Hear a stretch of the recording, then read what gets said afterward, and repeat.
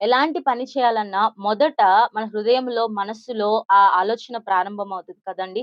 అందుకే బైబిల్ ఏం చెప్తుందంటే, "హృదయము మోసకరమైనది, అది ఘోరమైన వ్యాధి గలది. దాన్ని గ్రహించగలవారెవరు" అని బైబిల్ సెలవిస్తా ఉంది. దాన్ని గ్రహించగలవాడెవడు? నిజమే. చాలా సార్లు మన హృదయంలో ఉన్న ఆలోచన ఎవ్వరికీ కూడా తెలీదు కదా!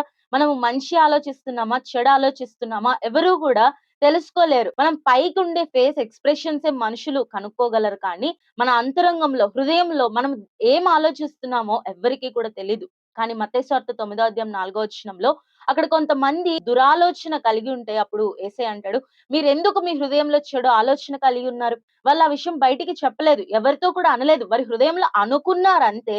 అది యేసయ్యకి తెలిసింది. చాలా సార్లు మనం కూడా నేను జస్ట్ ఆలోచించాను అంతే కదా! ఇది ఎవరికి తెలుస్తది? మనుషులకెప్పుడు గూడా భయపడొద్దు.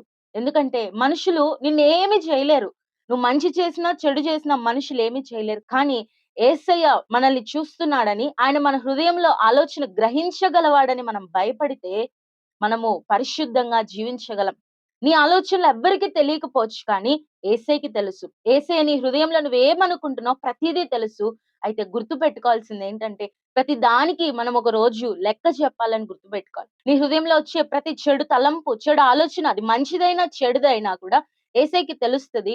ప్రతి దానికి కూడా నువ్వు చేసే ప్రతి దానికి కూడా లెక్క చెప్పాలని మనం గుర్తుపెట్టుకొని జీవిస్తే, మన ఆత్మీయ జీవితంలో మనం ముందుకు సాగిపోగలం. కాబట్టి ప్రతి ఆలోచన యేసయ్యకి తెలుసు. ప్రతి విషయము కూడా ఆయన గమనిస్తూనే ఉంటాడని భయముతో జీవిద్దాము.